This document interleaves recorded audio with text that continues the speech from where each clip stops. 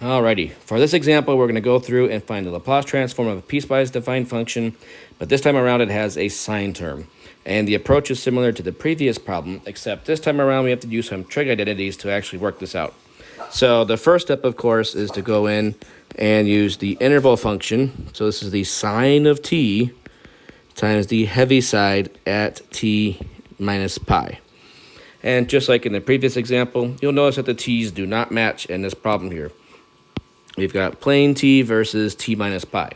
So we're going to have to do the same trick we did before. We're going to rewrite that t as t minus pi plus pi. So our g of t is going to be the sine of the original t, but now we're going to go in and subtract pi and add pi to complete this. And then we have h of t minus pi.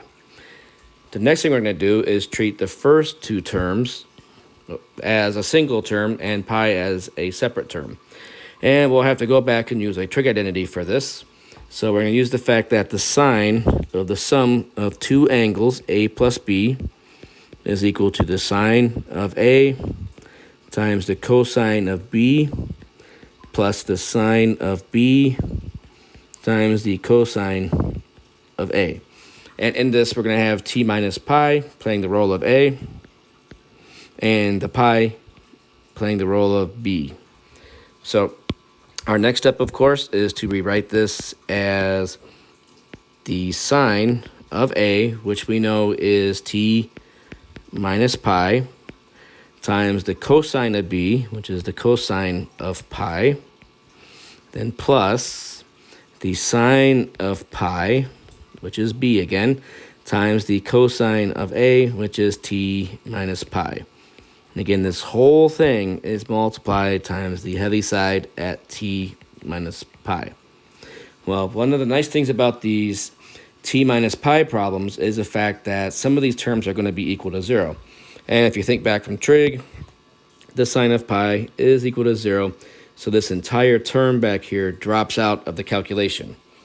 So we just have g of t being equal to the sine of pi, t minus pi, times the cosine of pi.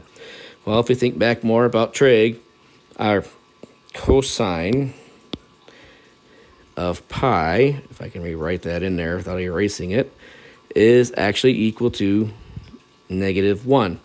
So this is going to be equal to the opposite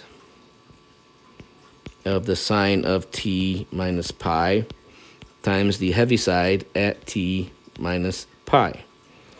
And now we can take Laplace transforms and get capital G of s is equal to the opposite because of the negative.